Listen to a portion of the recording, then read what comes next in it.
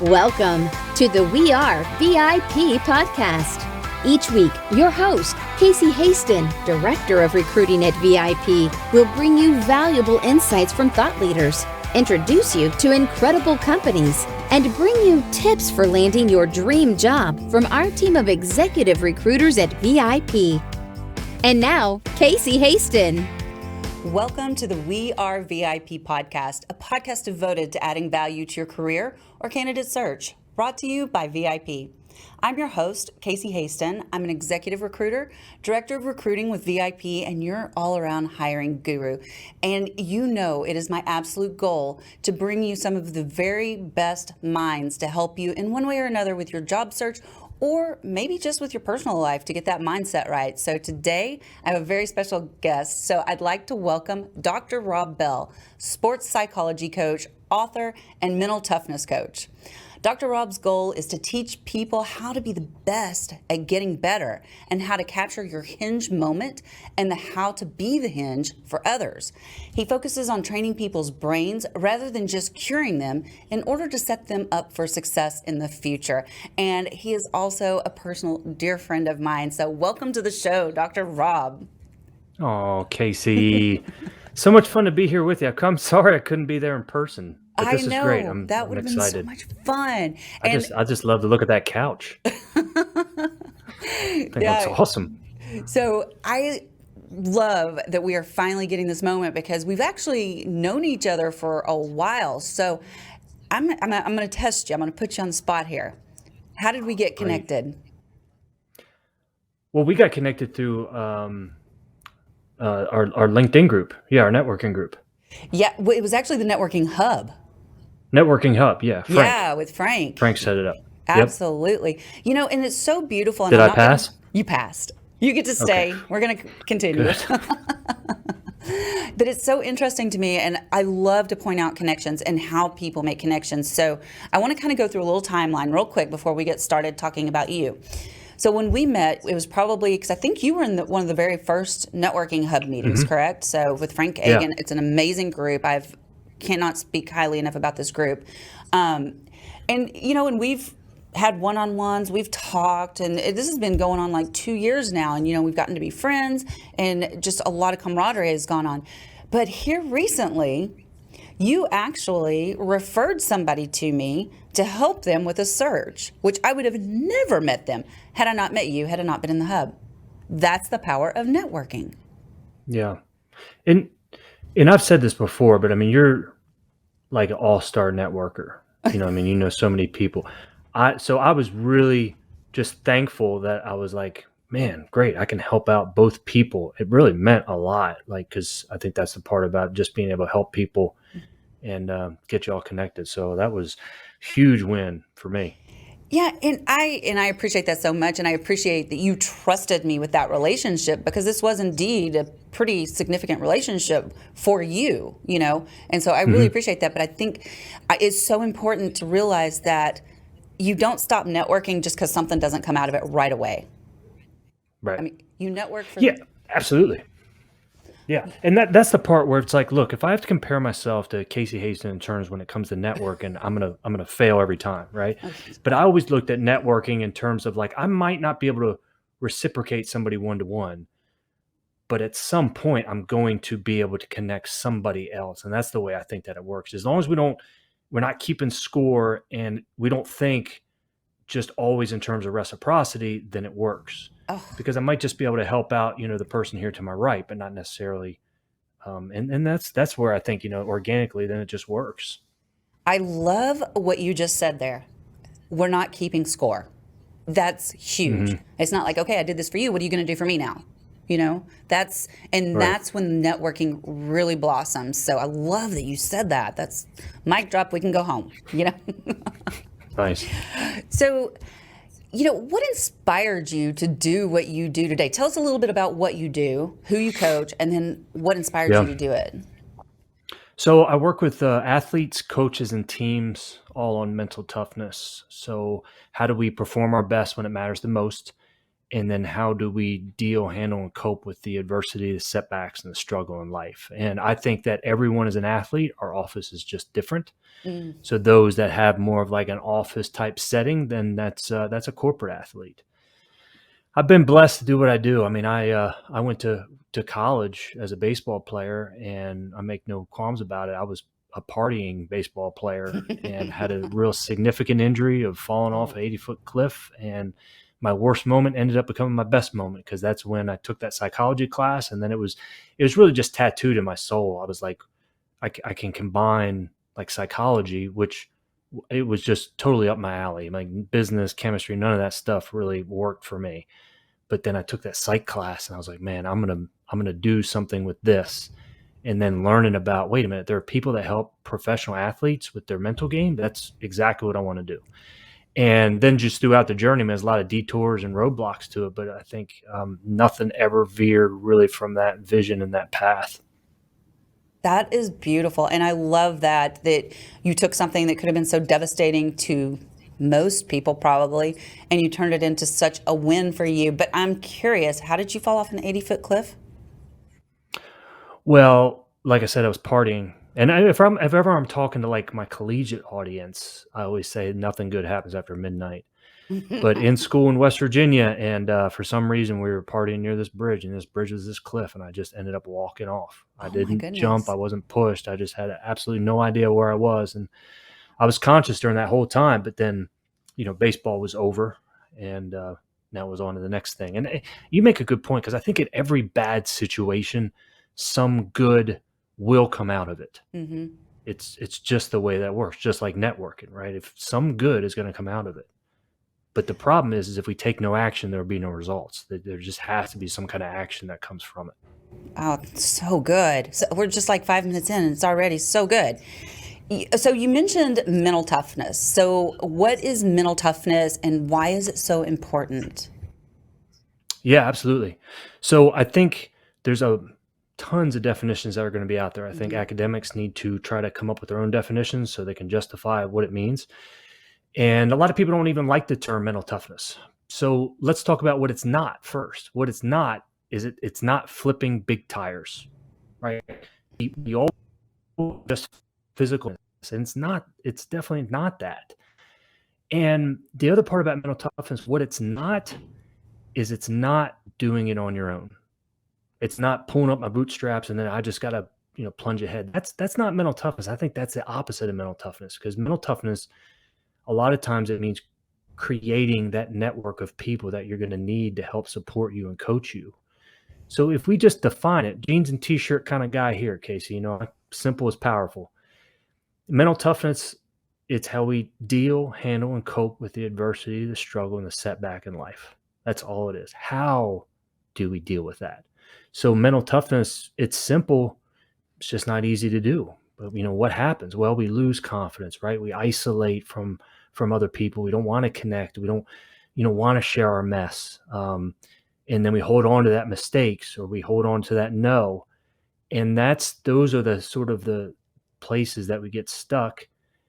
And it's really, we need to create that network of people around us. So when we are going to need it, they're already there. I think too often we just wait till it's too late, and then we don't have anybody that can help us through that. I believe that we can't coach ourselves. I don't think we're meant to coach ourselves. I think we're meant to have other people in our lives that are able to coach us. And I usually say this too. I mean, mental toughness, it's not required today. It's really not. I think if you want to stay in the mediocrity and this video game of life and you're just okay bouncing around, then you don't really need to be mentally tough at all. Now, if you have goals and aspirations and really want it, then yeah, you're going to need it, because the only way to thrive is to be mentally tough. So I often say, look, mental toughness isn't going to win you anything, but if you don't have it, it will lose it for you. I think that's brilliant. And kind of what I was seeing as you were saying that, and correct me if I'm wrong, or if this isn't quite what you were trying to say, is like I'm seeing like a mental, like a steel trap on my brain, because so many times people will have that negative self-talk, and they'll have that where, they go down that path and they start in kind of from my coaching, they see themselves as a victim, right? And instead of trying to see the possibilities like you did when you hit the ground. They just keep seeing all the ways that it's not going to work, right? You could have said, oh my God, my life is over because I can't play baseball. I'm not going to be able to make anything of myself, and ended up on a street corner somewhere. Maybe not that harsh, but you could have. I feel like we're all one choice away from being there, right? For sure. So Yeah, I mean, death or jail was definitely one of them. It is. It's you need to. I say, like, again, I'm a meat lover. I like meat. I like steak. And if ever I'm grilling a steak, Casey, I just don't throw it on there. I like to marinate it. And I think we have to do that with our mind. I think we need to marinate our mind with possibilities, with positivity, with other examples of people that have overcome stuff. Because really, no matter what we're trying to do, people have done it in some way or another, so it's just being able to find that one coach or that one teacher that can kind of help guide you through that. And that's what I think we got to marinate our mind, and then it's just seeping with positivity and mental health. I love that. So outside of a coach, what is one thing that you do yourself to help marinate your mind? So I don't want to tear up on this, but I mean, I just, last year was a 100-mile race. And when people, I'm a mountaintop guy, right? Like, I want to be on the mountaintop. I'm going to stay on the mountaintop. Problem is nothing grows up there. And I've always felt some letdown after, whether it's a big client, big win, whatever it is, there's always a letdown for me. I could never really understood why. It's because I was only focused on the product. I was never focused on the process about getting there. So one of the things that I do when I talk about the 100-miler, my favorite part was being with my chocolate lab at 5:30 in the morning at the trailhead, and we're getting ready to go for a run. And she can do 13 miles like no problem. But that's just, it's so still out there. It's so calm. And people might look at it and be like, well, that's kind of crazy. Look, it's my playground out there, man. I love it. And so that's the time, man, just to be able to think about things, to be still, to focus on your breath, the running. And then I got, one of my best friends there with me. So that is what I do. And that's a huge part of like the early morning routine. Just get up and get after it. I have heard so many people that are runners talk about that, and talk about that's their therapy. That's where they work out their problems. And I love that. And when you were talking about marinating, and I mean, immediately, like, you just like create these visions in my head when you talk. And I was sitting there thinking about my morning routine. And for me, I would say my marinating is meditation. Mm-hmm. Yeah, absolutely. And running's my meditation. That's how we do it, man. Exactly. Focus on your breathing. Got to be centered. Exactly. It's all about the breath work, right? So let's talk a little bit about, because you talked about the setbacks, and we know that a lot of people have setbacks at work and can become locked into this negative mindset. You and I talk a lot about that as a result. But what advice would you give those people in order to help them overcome this and regain their confidence and motivation? When I look at the importance of mental toughness, so I kind of said, look, it's not really needed if you want to be mediocre. But if anybody's listening to this, they don't want to be mediocre right away. They listen to it because they want to get better. So I always get back to this. The importance of mental toughness is, no matter how bleak our situation is or how dire an outcome looks, only takes one. It only takes one. That's what we're getting ready for. You're getting ready for that one person, that one moment, I don't know, that one interview that's going to make all the difference in your life. Problem is you just don't know when that's coming. And since you don't know when that's coming, then we can sacrifice the preparation sometimes. And when that moment hits, it's too late to prepare. Like, you have to be ready. And I really believe it. If we never give up, you're going to get the opportunities. Mm-hmm. You will. Life just shows us that time and time again. If you don't give up, you're going to get the opportunity. Now, you're not guaranteed success, but you're given that opportunity. So what I say is be ready for it. Be ready for that shot. And, some battles are worth fighting, even if you lose. And that's the way I look at life, man. Like, if you want to be on the sidelines of life, you're not listening to podcasts. So the people that are listening to this, they want the shot. You have to want the shot. Now, knowing that you're going to take shots and you're going to miss. That's part of it, right? I mean, you don't ever play baseball without striking out. You never take free throws without missing. But it's not about the setback. It is about the comeback. And so, that's where it really takes diving deep into what did I learn from that last experience that's going to help me for the next one. I love that. And, and that's so true. And if you think of, I love the analogy that you just used about the basketball, because I don't like baseball, sorry. But basketball, Fair enough. when those basketball players are out there, these are pros, even the baseball players, right? And they're throwing those shots and lobbing those shots and they're missing them most of the time, no matter where they're at. And that's because people are coming out at them. So think about that. Like when you miss your shot in life, there's other things coming at you, but you don't quit. And that kind of goes, oh, this is a really good analogy now that I think about it. It really goes back to what you were talking about having your network. You need to have your team to support you so that when you do miss that shot, you've got all these other people around you to help you make it. Yeah. And the thing is that we were never told was that, look, you fall down 7, you get up 8, right? Like we've heard that. Yeah. They never, ever told me that when you fall down for the 5th time, you remember the 2nd, 3rd, and 4th time that you fell and how bad that was. And then what happens is all that head trash comes back, flooding us and trying to convince us that maybe you're not worth it. Maybe you're not as good as what you think you can be. When we need to isolate, this shot has no bearing on the shots that were done in the past. And that, what I see is if you got to isolate those issues, isolate the problems for what it is. And this is the only one I need to overcome. I don't need to overcome anything that's been in the past or anything that might come up in the future. This one right here. But too often I think we allow that past to influence our mind, and then it starts affecting our confidence and overall self-worth.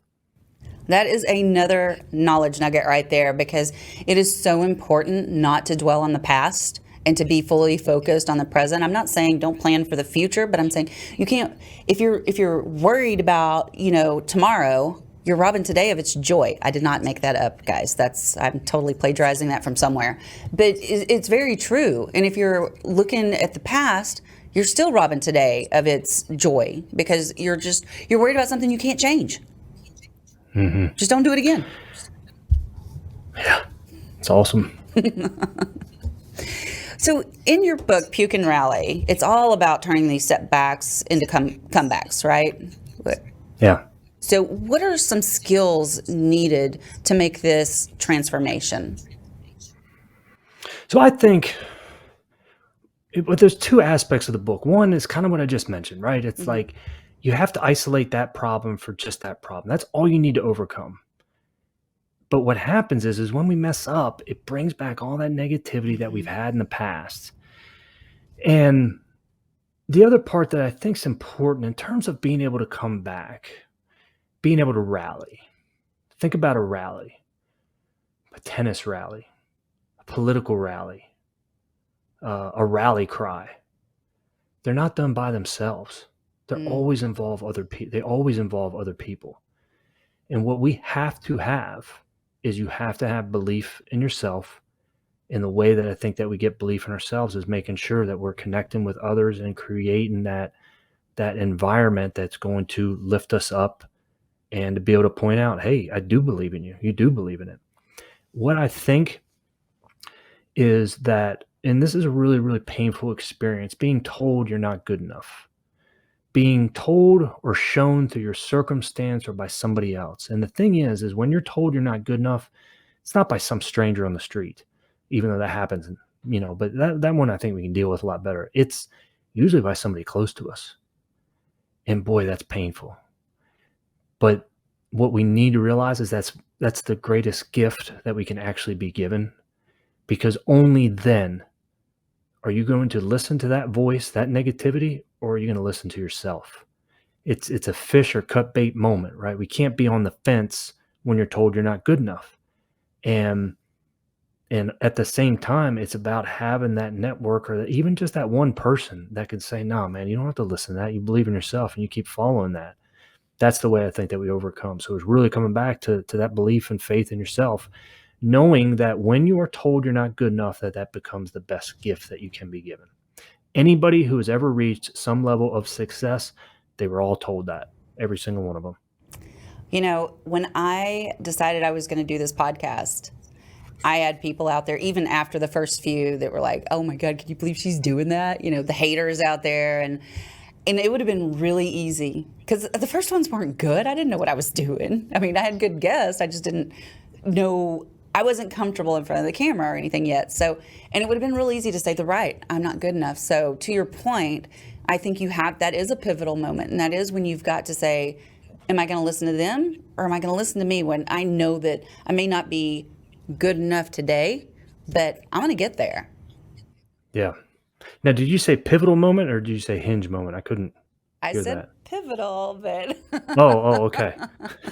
I imagine we're going to talk about hinge. I'm just kidding with you. No, I love that. So let's talk about that real quick because you also have a book called The Hinge, right? Mm-hmm. Yeah. And importance of mental toughness. Yeah. So what is a hinge moment and why is it so important? So every door has a hinge. If you hear about doors opening and closing in life, that's because of a hinge. A door without a hinge is a wall. It just doesn't work. And with the hinges in our lives, it's going to be that one moment, one person, or one event that makes all the difference in our lives. It connects who we are with who we're going to become. But like I said earlier, we just don't know when that's coming. You can't connect the dots in life looking forward. We have no idea how this mystery is going to work out. You can only connect the dots looking backwards and seeing the impact that one person had on our life. And no matter how bleak or how dire an outcome looks, it only takes one. It takes one moment to make all the difference in our lives. Unfortunately, tragedies that happen, and we've all experienced them, tragedies are immediate hinges because from that moment on, everything's different. I mean, think about the pandemics that happened. It's been 2 years, and we're kind of coated with this fear that kind of follows us all around. And it's a culture of fear. And with fear, there's always a little bit of truth in it. But it affects us. A lot of us have experienced true loss through this. It's never going back to the way it was. It's because that was a moment where everything changed. Yeah. And so it's being able to find the opportunity in that and how, each of us, it helps us grow. So I shared with you before we started recording about a moment that I kind of changed my entire trajectory, and it was a conference I attended called the Smart Femme Conference, and I mean literally my world changed from that point forward. I think I had a hinge moment. I know you did. And I am so grateful for it. And I see what you're saying, because that could have been one of those moments where I attended the conference, I came back, and I was the same person. And I always look at this, though. It's like there's no way you would be the same person because you took action to do it. The only way, like Gandhi said this, he said, we don't know the results from our action. But if we take no action, there will be no results. Ugh. So we're planting trees that we're never going to see, right? Every person that we connect with isn't going to make that much of a difference in our lives. But we don't know that. And so the importance, man, to be able to trust your gut. And that's what I say, man, just go to that conference. Mm-hmm. Some good is going to come out of it. The only way that it doesn't come out of it is if we just don't do anything. And what's our mind want us to do, though? Our mind doesn't want us to do anything. Our mind wants us to stay safe, because you can go to that conference, spend money, and then they're going to laugh at you or something. I don't know. But we create these stories in our head. And that's the real power of it, is every action that we're going to do, some good is going to come out of it. I agree. And I think that was one of those times, because I was actually, that conference information was shared with me like 3 days before I went. So, I mean, I had to move some mountains. And you had to trust your gut too, didn't you? Yes, I did. I absolutely did. And it was so on target and right. So I was so appreciative, because, I mean, I wouldn't be where I am today without it. I firmly believe that. And so thank you, Smart Femme Network. So what advice, so are you, what advice would you give to our job seekers that maybe have recently been laid off? Yeah. A definite moment, definitely painful. It's difficult not to take it personal, but I don't think you can take it personal. If we take it personal, then it's affecting our self-worth. And it's like this. It's like you never let a win go to your head, but you can't let a loss go to your heart. That's the part that you really got to protect. It doesn't affect you as a person. Some good's going to come out of this. And then from that, I think it just allows us that room to give ourselves a little grace, give ourselves, allow ourselves to, grieve it, get over it, and to kind of see, well, what's possibly going to be the next move. And there's always going to be a next move, right? Like this is chess. It's not checkers. And that's the best thing I can say, man. Just kind of be easy on yourself. Don't take it personal. Don't let that loss go to your heart. That part's huge. I love how you said that. Don't let that loss go to your heart. That's really big, really. And the other thing you said was give yourself grace. I tell people that all the time. I practice that very much. I mean, like if I make a mistake, and I used to be one of those people, like if I made a mistake, I'd be like, don't look at that. You did not see that, and now I'm like, hey, did you see what I did over there? Because I give myself grace, and I don't have to be perfect, right? Yeah, it's a huge skill. I suck at it, frankly. Really? So I need other people to help me out with it. Okay, we'll talk. Yep. Because I'm a pro at grace. Good. So you mentioned this earlier. You firmly believe that no one gets there alone. So tell me a little bit more about this and the importance of building that supportive community around you. Yeah, I think, there was a couple stories that went into that, but that was definitely a hinge moment. It was in a race that I did where, I had a flat tire. I had no idea how to change it. And another competitor stopped their own race to help me. And when you think about it, we all need people in our lives. We need coaches to be able to teach us. We need coworkers. We need colleagues to be able to support us. And we need opponents. We need competitors to be able to challenge us. And that's the part where no one gets there alone. But it goes so much deeper than that, because a better us makes a better you. And a better you makes a better us. So you basically get to define who is your us. And when we develop that, we can't help out others without also helping out ourselves. We can't. It's impossible to do. If we've ever, and I was talking with an athlete today, and one of her trips was to Belize, spent a couple weeks there. And I kind of stopped her and said, look, I got to stop you and ask you this. Did you help them out more? Or did they help you out more? And she kind of teared up and she said, without a doubt, they helped me out more. Think about it, right? That's the miracle, I think, that happens in life, is whenever we help out somebody else, we never say, boy, you know what? Those kids are so lucky I was here to help them. What did they give us? They helped us more than we helped out them. They gave us perspective, gratitude, appreciation for our own problems, and a new perspective that is priceless. And that's what it means when no one gets there alone. A better us makes a better you, and we cannot help out others without also helping out ourselves. I wish that I had brought a pen in with me so I could write some of this stuff down, but I'm definitely going to be going back and listening to this. This has been such a fantastic episode, Dr. Rob, and I appreciate you so much. I hope you know that for sure. Thank you. Well, I think you're awesome. And that's why I brought him on. So, are you ready for our VIP questions? Yeah, let's do it. Okay. So, if you were chosen to be one of the first colonists on Mars, what 3 things or people would you take with you? Okay. So, I would take, so I just thought of people in this one. I would take, I would take some of my favorite people. I would take Arthur Ashe.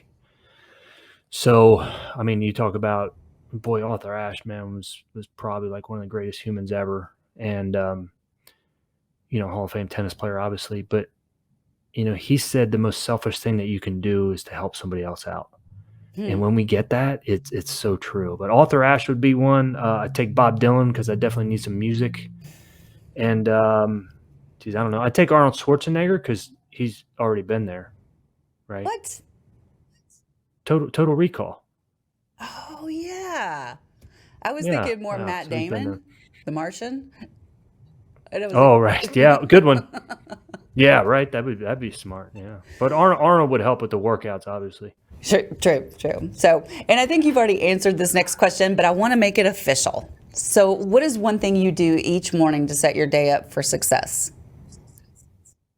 Yeah, man. I mean, it's hitting the ground and it's running, and it's never any music. Don't run with any music. And unless it's like under 20 degrees, it's always in shorts too. But that's how we Beast. always start it. Yeah, man. Beast. I It's do not want going to to kill you. share. Yeah, no, I Yeah. disagree. I do want to share. I do think you're a little crazy for running the 100 No, miles, but I admit, absolutely. Yeah. yeah. And you have to be a little bit. I think you got to be a little bit crazy, especially in this, like I said, this video game of life, it's got to be a little bit off, or we're just going to get knocked around too much if we take it too serious. And it's just a game, man. It's just a game. You know what song has been going on in my head this whole time? I don't know. I get Which knocked down, one? but I get up again. Oh, Is it Chumbawamba? Chumbawamba? Yeah. Yeah. I'm not Yeah, going I to sing remember it that for one. you, but you can sing it. Thank you. No, I'll pass. But yeah, it's a good one. It is a good one. All right. So my final question for you. Okay. If your life's work was being summarized in a news article, what would the headline be? Simple. Puke and rally. It's not about the setback, it's about the comeback. Of course, that's exactly what it should be. This has been so much fun, and I know some of our audience are going to want to get in touch with you as well. So how do they find you? Oh, thanks, Casey, again for having me on. pukeandrallybook.com, or I'm on social media, but drrobbell.com, drrobb.com is always the best way. And I always get back to everybody who reaches out. Just give me a little bit of time. Absolutely, because you are also a networking ninja, even though you won't admit it. So, and you know the power of that. So, well, Dr. Robb, like I said, I've thoroughly enjoyed this, and I just have one last thing to say to you. You are Yes. a VIP. Oh, thank you. Thank you so much. You're the best.